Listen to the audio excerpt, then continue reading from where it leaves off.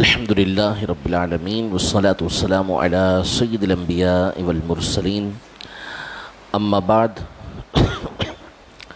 فأعوذ بالله من الشيطان الرجيم بسم الله الرحمن الرحيم الصلاة والسلام عليك يا رسول الله وعلى آلك وأصحابك يا حبيب الله۔ قرآن مجید فرقان حمید میں اللہ جل شانہ نے اپنے بہت سارے مبارک ناموں کا ذکر کیا ہے اور فرمایا وَلِلَّهِ الْأَسْمَاءُ الْحُسْنَى فَادْعُوهُ بِهَا۔ اللہ کے بہت سارے پیارے پیارے نام ہیں، تو ان ناموں کے ساتھ اللہ کو پکارو، اللہ کو یاد کرو ان ناموں کے ساتھ۔ ان مبارک ناموں میں سے اللہ پاک کا ایک نام ہے تواب۔ تواب یہ توبتن یعنی توبہ سے نکلا ہے۔ جب اللہ پاک کے لیے کہا جائے گا کہ وہ تواب ہے، تو تواب کا اللہ پاک کے لیے معنی یہ بنے گا کہ وہ اپنے بندوں کی توبہ کو قبول کرنے والا اور ان کے اوپر رحمت کے ساتھ توجہ فرمانے والا ہے۔ اور بندہ جب اس کے لیے کہا جائے گا کہ وہ تائب ہے یا تواب ہے، تو اس کا مطلب یہ ہوگا کہ وہ بہت زیادہ اللہ کی بارگاہ میں توبہ کرنے والا ہے، اس کی طرف رجوع کرنے والا ہے، اس کی بارگاہ میں حاضر ہونے والا ہے۔ اللہ جل شانہ بے نیاز ہے، اسے کسی طرح کا کوئی عمل، کسی بندے کا کوئی عمل نقصان نہیں پہنچا سکتا، اور نہ ہی بندوں کی اطاعت و فرما برداری اسے کوئی فائدہ پہنچا سکتی ہے۔ ایک حدیث قدسی کے اندر ایک حصہ بیان کیا کہ اگر ساری کی ساری مخلوق، انسان اور جنات، اس کائنات کے سب سے متقی شخص کے دل کے اوپر جمع ہو جائیں، یعنی کائنات کا جو سب سے متقی شخص ہے اس شخص کی طرح سارے کے سارے پرہیزگار ہو جائیں اور اللہ کی عبادت کریں، تو اللہ کی شان میں ایک ذرے کا اضافہ نہیں کر سکتے۔ یعنی عبادت ہی کرتے رہیں تو اس کی شان کے اندر ایک ذرے کا اضافہ نہیں کر سکتے۔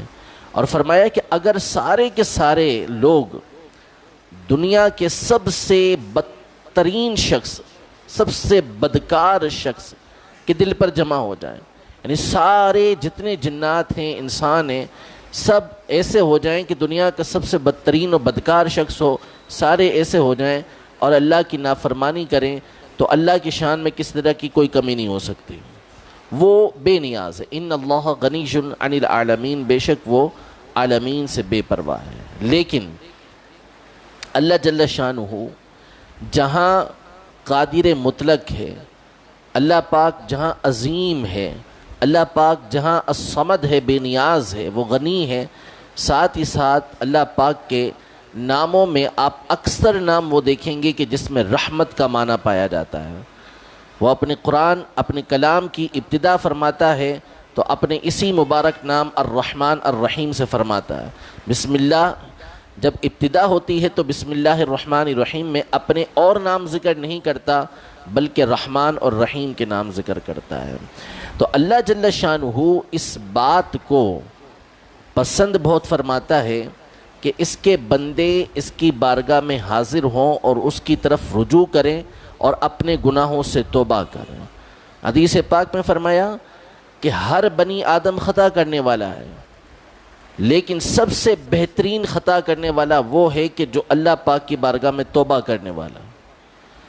اللہ پاک کی بارگاہ میں توبہ کرنے والا یہ سب سے بہترین انسان ہے، کہ اللہ پاک کو یہ بات پسند ہے۔ قرآن مجید فرقان حمید میں اس حوالے سے اگر ہم آیات پر آیات پڑھتے چلے جائیں تو اللہ پاک کی رحمت اور اس کے توبہ کو قبول کرنے کی جو باتیں اس نے ذکر کی ہیں، وہ انسان کو مائل کرتی ہیں اللہ پاک کی بارگاہ کی طرف کہ وہ اپنے گناہوں سے باز آئے اور اللہ پاک کی بارگاہ میں حاضر ہو کے توبہ کرے۔ مثلا قرآن مجید فرقان حمید میں اللہ پاک سورہ زمر میں ارشاد فرماتا ہے قل یا عبادی الذین اسرفوا علی انفسہم لا تقنطوا من رحمت اللہ ان اللہ یغفر الذنوب جمیعا انہ هو الغفور الرحیم وانیبوا الی ربکم، یعنی اے محبوب آپ ارشاد فرمائیں، رحمت والے محبوب سے فرمایا جو رحمت للعالمین ہیں، ان کو اللہ پاک ارشاد فرما رہا ہے کہ آپ لوگوں سے ارشاد فرمائیے کہ میرے وہ بندوں جنہوں نے اپنی جانوں پر ظلم کیا، یعنی گناہ کیے، لا تقنطوا من رحمت اللہ، اللہ کی رحمت سے مایوس مت ہو، اللہ کی رحمت سے مایوس مت ہو، ان اللہ یغفر الذنوب جمیعا، کہ بے شک اللہ پاک سارے کے سارے گناہوں کو معاف فرما دیتا، انہ هو الغفور الرحیم، بے شک وہ بخشنے والا، معاف فرمانے والا، رحم فرمانے والا ہے، تو اس کی بارگاہ کی طرف رجوع کرو، اس کی بارگاہ میں حاضر ہو جاؤ۔ یہاں اللہ جل شانہ نے براہ راست لوگوں سے خطاب نہیں فرمایا، بلکہ پہلے نبی پاک صلی اللہ علیہ وسلم سے ارشاد فرمائے کہ آپ ارشاد فرمائیں کہ لوگوں تک جو بات پہنچ رہی ہے وہ لازمی طور پہ نبی پاک صلی اللہ علیہ وسلم کے ذریعے پہنچ رہی ہے، لیکن درمیان میں اللہ پاک نبی پاک صلی اللہ علیہ وسلم کو ارشاد فرما رہے کہ آپ فرمائیں، کیونکہ نبی پاک صلی اللہ علیہ وسلم کی رحمت بھی لوگ خوب جانتے تھے کہ اب جو بات بیان ہو رہی ہے رحمت کی بیان ہو رہی ہے اور اس کے منہ سے بیان ہو رہی ہے جو خود رحمت للعالمین ہے، تو نبی پاک صلی اللہ علیہ وسلم کا درمیان میں واسطہ آتا ہے۔ اب ان بندوں سے اللہ پاک خطاب فرماتا ہے کہ جنہوں نے اپنی جانوں پر ظلم کیا ہے، جنہوں نے اپنی جانوں پر ظلم کیا، گناہ کیے، نیکوکار اپنی جگہ پر ہیں، نیکوکار، نیکیاں کرنے والے، عبادتیں کرنے والے، اللہ پاک کی اطاعت و فرما برداری کرنے والے سب اپنی جگہ پر ہیں، لیکن یہاں گفتگو ہو رہی ہے گناہ گاروں کے ساتھ، جو خطا کرنے والے ہیں، نافرمانی کرنے والے ہیں، ان سے خطاب ہوتا ہے کہ یا عبادی الذین اسرفوا علی انفسہم، کہ گناہ گار بندو، اور فرمایا بھی کہ اے میرے بندو، اے میرے بندو جنہوں نے اپنی جانوں پر ظلم کیا، یعنی ہم گناہ کر رہے ہیں، ہم خطا کر رہے ہیں، ہم نافرمانی کر رہے ہیں، لیکن اس کے باوجود اللہ پاک ہمیں اپنا بندہ فرما رہا ہے کہ میرے بندو جنہوں نے اپنی جانوں پر ظلم کیا، اللہ کی رحمت سے مایوس نہ ہو۔ اللہ پاک کی رحمت کا جب بھی ذکر کیا جاتا ہے اور اللہ پاک کی عنایتوں کا، انعامات کا جب بھی ذکر کیا جاتا ہے، اس کا بنیادی مقصد ہی یہ ہوتا ہے کہ لا تقنطوا من رحمت اللہ، کہ اللہ کی رحمت سے مایوس نہیں ہونا۔ رحمت کا ذکر اس لیے نہیں کیا جاتا کہ بندے گناہ کریں، رحمت کا ذکر جو ہے وہ رحمت کی باتیں اس لیے نہیں کی جاتی کہ لوگ اللہ کی نافرمانی کریں کہ ٹھیک ہے اللہ پاک معاف فرما دے گا، نہیں، بلکہ رحمت کا ذکر اس لیے کیا جاتا ہے کہ جو لوگ اپنی جانوں پر ظلم کر رہے ہیں وہ مایوس نہ ہو جائیں کہ اب ہماری بخشش نہیں ہو سکتی، ہمارے گناہ معاف نہیں ہو سکتے، نہیں، بلکہ فرمایا کہ لا تقنطوا من رحمت اللہ، اللہ کی رحمت سے مایوس نہ ہو کہ اللہ کی رحمت بہت بڑی ہے۔ اگر تم گناہ کر بیٹھے ہو، تم نے گناہ کیے ہیں، تو اب ان گناہوں کی وجہ سے تم بہتری سے مایوس نہ ہو جاؤ، جنت سے مایوس نہ ہو جاؤ، اللہ کی رضا سے مایوس نہ ہو جاؤ۔ جب تم اس کی بارگاہ کے اندر حاضر ہو جاؤ گے تو اللہ پاک سارے کے سارے گناہوں کو معاف فرما دے گا۔ دو نام ذکر کیے اللہ پاک نے اپنے، انہ هو الغفور الرحیم، بے شک اللہ پاک بخشنے والا ہے، رحمت فرمانے والا ہے۔ اور اس سے پہلے اللہ پاک نے ذکر کیا کہ اللہ پاک سارے گناہوں کو معاف فرما دیتا، سارے گناہوں کو معاف فرما دیتا، یعنی کوانٹٹی کتنی بھی ہے، زمین و آسمان بھر دیے، سارے گناہوں کو اللہ پاک معاف فرما دیتا ہے۔ ایک حدیث پاک میں ارشاد فرمایا کہ اے ابن آدم، انسان کو خطاب فرمایا کہ اے ابن آدم، اگر تو زمین و آسمان کو اپنے گناہوں سے بھر دے اور پھر میری بارگاہ میں حاضر ہو جائے تو میں تجھے معاف فرما دوں گا، مجھے کوئی پرواہ نہیں ہے۔ کتنے ہی گناہ کیے، اگر بندہ سچی توبہ کر لیتا ہے، اللہ پاک سے معافی مانگ لیتا ہے، تو اللہ پاک اس کے سارے گناہوں کو معاف فرما دیتا ہے کہ اس کے لیے معاف کرنا کوئی مسئلہ نہیں ہے۔ فرمایا ان اللہ یغفر الذنوب جمیعا، کہ بے شک اللہ پاک سارے کے سارے گناہوں کو معاف فرما دیتا ہے۔ اللہ پاک کے دو نام ہیں، غفار اور غفور۔ غفار اور غفور۔ غفار کا مطلب ہوتا ہے معاف فرمانے والا، غفور کا مطلب بھی ہوتا ہے معاف فرمانے والا، لیکن غفار کا مطلب یہ ہوتا ہے کہ بندے جتنے بھی گناہ کریں اللہ پاک سارے گناہوں کو معاف فرمانے والا ہے۔ جتنے بھی گناہ کریں اللہ پاک سارے کے سارے گناہوں کو معاف فرمانے والا ہے۔ اور غفور کا مطلب ہوتا ہے کہ بندے جیسے بھی گناہ کریں، کسی طرح کے بھی گناہ کریں، جب توبہ کریں گے اللہ پاک سارے کے ساری قسموں کے گناہوں کو معاف فرما دے گا۔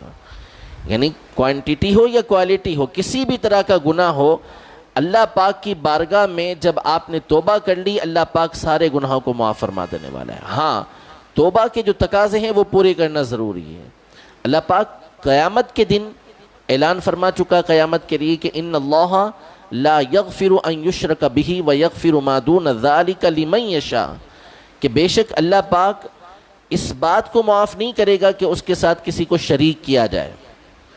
اس کا اگر کسی نے شریک بنایا ہے، کسی نے شرک کیا ہے، اللہ پاک اس کو معاف نہیں کرے گا، کافر کو معاف نہیں کرے گا۔ اس کے علاوہ جتنے گناہ ہیں جس کو چاہے گا معاف کر دے گا، جس کو چاہے گا معاف کر دے۔ قیامت کے دن کفر و شرک کی معافی نہیں ہے، اس بات کا اللہ پاک نے اعلان فرما دیا۔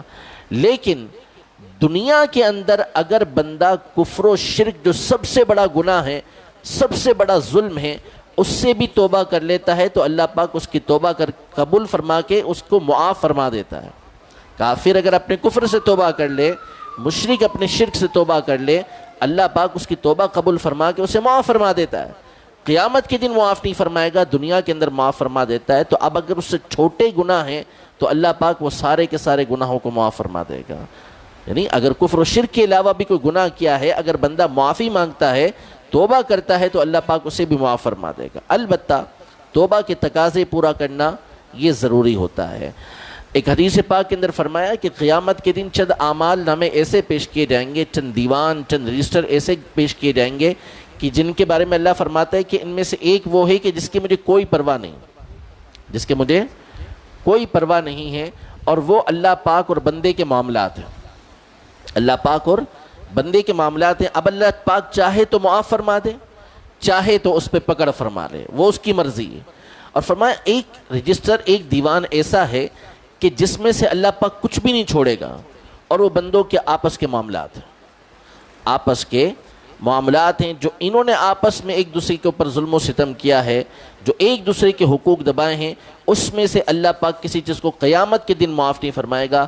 حتیٰ کہ حدیث پاک میں یہ ارشاد فرمایا کہ قیامت کے دن اس قدر اللہ پاک فیصلہ فرمائے گا کہ اگر کوئی سینگ والی بکری ہے، اس نے ایسی بکری کو سینگ مارا جس کے سینگ نہیں تھے، تو قیامت کے دن اللہ پاک ان دونوں کو لائے گا، اور وہ بکری کے جس کے سینگ نہیں تھے اس کو سینگ دیے جائیں گے، اور وہ اس بکری کو سینگ مارے گی۔ یوں ان کے درمیان فیصلہ کروایا جائے گا، پھر اس کے بعد یہ جانور مٹی ہو جائیں گے، یہ جانور مٹی ہو جائیں گے۔ یہاں تک اللہ پاک قیامت کے دن ان کے درمیان فیصلہ فرمائے گا کہ یہ ان کے آپس کے معاملات ہیں۔ تو جو حقوق العباد ہیں ان کے حوالے سے اللہ پاک کچھ بھی معاف نہیں فرمائے گا۔ مسلم شریف کی حدیث مبارکہ ہے، نبی پاک صلی اللہ علیہ وسلم سے، نبی پاک صلی اللہ علیہ وسلم نے صحابہ کرام علیہم رضوان سے پوچھا کہ مفلس کون ہے؟ مفلس کون ہے؟ یعنی محتاج، جس کے پاس کچھ بھی نہ ہو اس کو مفلس کہتے ہیں، کہ وہ کون ہے؟ تو صحابہ کرام علیہم رضوان نے عرض کیا کہ ہم میں مفلس وہ ہے جس کے پاس مال نہ ہو، جس کے پاس دولت نہ ہو، کچھ بھی نہ ہو، تو وہ مفلس ہے۔ تو نبی پاک صلی اللہ علیہ وسلم نے فرمایا کہ میری امت میں مفلس وہ ہے کہ جو قیامت کے دن آئے گا اور پہاڑوں کے برابر نیکیاں لے کر آئے گا، پہاڑوں کے برابر نیکیاں لے کر آئے گا، لیکن اس نے اس کو مارا ہوگا، اس کو گالی دی ہوگی، اس کے ساتھ یہ کیا ہوگا، اس کے ساتھ یہ کیا ہوگا۔ یہ نبی پاک صلی اللہ علیہ وسلم نے فرمایا اب اس کی نیکیاں اس کو دے دی جائیں گی، اس کو دے دی جائیں گی، یہاں تک کہ اس کی نیکیاں ختم ہو جائیں گی، لوگوں کے حقوق پورے نہیں ہوں گے، اب ان کے گناہ لے کے اس کے سر پہ ڈال دیا جائے گا اور اس کو جہنم کے اندر ڈال دیا جائے گا۔ اس کے بارے میں فرمایا کہ یہ مفلس ہے۔ حقوق العباد اللہ پاک معاف نہیں فرمائے گا۔ تو توبہ کیا ہے اس کو جاننا ضروری ہے، توبہ کرنا ضروری ہے۔ توبہ وہ نفیس چیز ہے کہ علماء ارشاد فرماتے ہیں کہ اللہ پاک اس کے ذریعے ہر طرح کے گناہ کو معاف فرما دیتا ہے. لیکن توبہ ہے کیا؟ توبہ اس کا نام نہیں، توبہ اس کا نام نہیں ہے. یہ جو ہم سمجھتے ہیں کہ ناک رگڑ لی، 2 ہاتھ اس پہ مار لیے، یہ توبہ ہے؟ نہیں. بلکہ توبہ کا مطلب یہ ہے کہ بندہ شرمندہ ہو. حدیث پاک میں فرمایا الندم توبۃ، ندامت یعنی شرمندگی، بندے کا نادم ہونا یہ توبہ ہے، کہ واقعی اسے احساس ہو کہ میں نے اپنے رب عز و جل کی نافرمانی کی ہے، اپنے رب غفور کی، اپنے رب عز و جل کی جو میرا مالک اور خالق ہے، جس نے مجھے پیدا کیا ہے، میں نے اس کی نافرمانی کی ہے. اس کا احساس اس کے دل کے اندر پیدا ہو، وہ شرمندہ ہو، نادم ہو، یہ حقیقی توبہ ہے.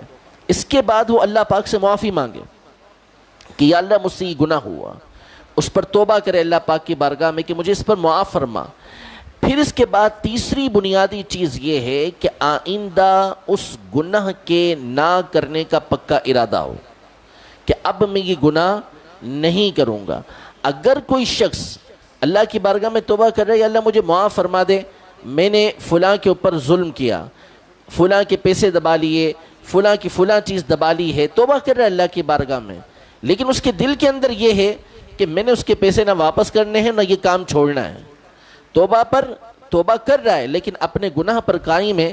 حدیث پاک میں فرمایا کہ ایسا شخص کل مستہزئ ربہ، اس شخص کی طرح ہے کہ جو اپنے رب سے ٹھٹا مسخری کرتا ہے، اپنے رب کے ساتھ مذاق کر رہا ہوتا ہے، جو تو گناہ پر قائم رہ کر توبہ کر رہا ہوتا ہے. تو توبہ کا جو حقیقی رکن ہے، بنیادی رکن ہے، وہ یہ ہے کہ بندہ آئندہ اس گناہ کے نہ کرنے کا پکا ارادہ کرے.